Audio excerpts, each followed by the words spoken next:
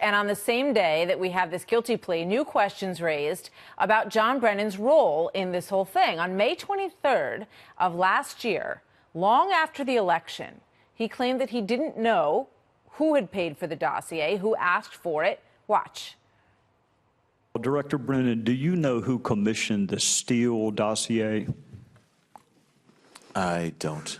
Do you know if the Bureau ever relied on the Steele dossier as part of any court filings, applications, petitions, pleadings? I have no awareness.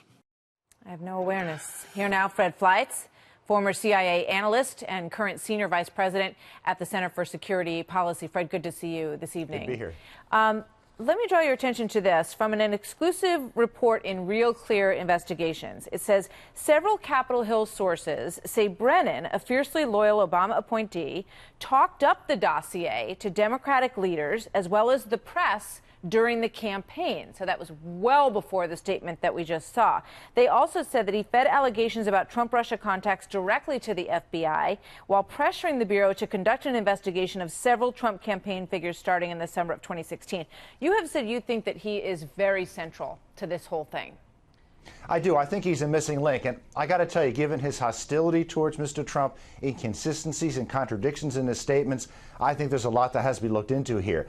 He said he did not see the Steele dossier until late 2016, but learned snippets about it in mid-2016 while he was promoting the story. He also said that the dossier did not affect CIA analysis in 2016 or major intelligence community analysis in early 2017, but the dossier was the principal piece of information used for the FISA warrant application to spy on Carter Page in October 2016. So, Martha, this means that the CIA, according to Brennan, either didn't know about or didn't have the dossier, which is impossible to believe, or the CIA thought the dossier wasn't reliable. There's a lot that has to be looked into here. Yeah, and it's also interesting to note, Paul Sperry, investigative journalist, wrote about this today. He said the dossier makes the same claims and has sort of the same language in it as the Obama ICA, their intelligence community assessment.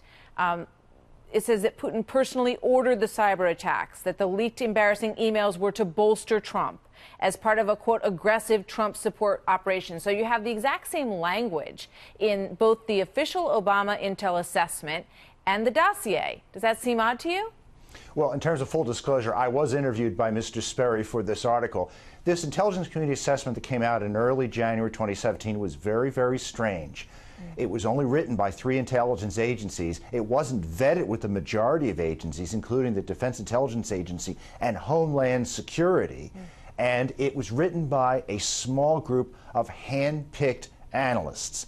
Now, a committee source, a source with the House Intelligence Committee, told me they're looking at every word of this ICA, and they're trying to find out how were these hand-picked analysts picked. Because as a former CIA analyst, I can tell you that's not the way it's done.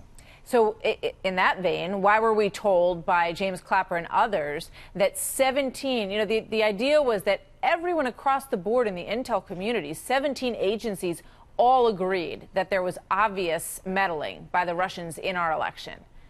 If you parse exactly what he said, he admitted it was written by the hand-picked analysts. That actually came from Clapper, and he named the agencies they came from. He's tried to say it reflects the views of the entire community, but I've discussed this on Fox before. If you look at the cover page of this assessment, it lacks a key caveat that this is an intelligence community coordinated product.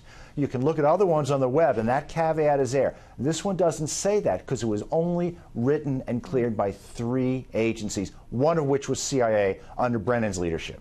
We know that Devin Nunes has put a letter out to Brennan and Clapper asking them to answer questions about their understanding about the dossier and whether or not it was relied upon for the intelligence community assessment, which is a large, document that should be compiled by so many of our agencies, as you say, and it turns out that it was just done by a handful of people. So there's a lot of questions, obviously. I want to get your thoughts on some other breaking news tonight. Susan Rice has just responded to Senators Graham and Grassley asking for more information on an email that she sent to herself on Inauguration Day. Here's a look at the email that she sent on Inauguration Day. President Obama began the conversation by stressing his continued commitment to ensuring that every aspect of this issue is handled by the intelligence and law enforcement communities, quote, by the book, she wrote. The president stressed that he is not asking about initiating or instructing anything from a law enforcement perspective. And she was going back on that day to document. He reiterated, that our law enforcement team needs to proceed as it normally would by the book with regards to the Trump investigation of Russia. Then this is Senator Graham talking about the letter that he wrote asking her about this on this show back in February. Watch. I think that's odd and disturbing because we know that the investigation regarding the Trump campaign was anything but by the book.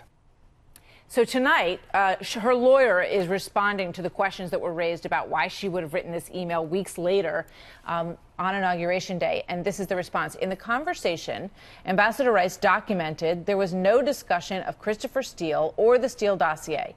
Given the importance and sensitivity of the subject matter, Ambassador Rice created a permanent record of the discussion because that was the first opportunity that she had to do so, given the particularly intense responsibilities of National Security Advisor. What do you make of all that, Fred? Well, obviously things weren't being done by the book. There were all these demasking requests that Rice asked for. There was intelligence being leaked right and left to the press to hurt Trump as a candidate. And during the transition, there were leaks to the press to ruin General Flynn, who I think is a good man, that the administration was obviously behind. She knows that we're on to her. All this was done, Martha, but most of it before the election because the Obama administration didn't think Hillary Clinton would lose. And I think this is all catching up to them now. In terms of Brennan and Clapper, how confident are you that it's possible to find out exactly what they really did know about how all of this was orchestrated?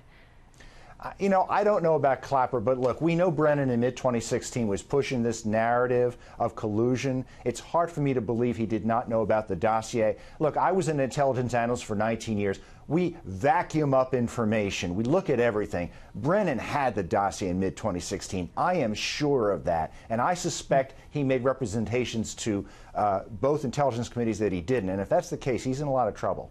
Fred Fleitz, great to have you here. Very interesting. Thanks, sir. Good to be here.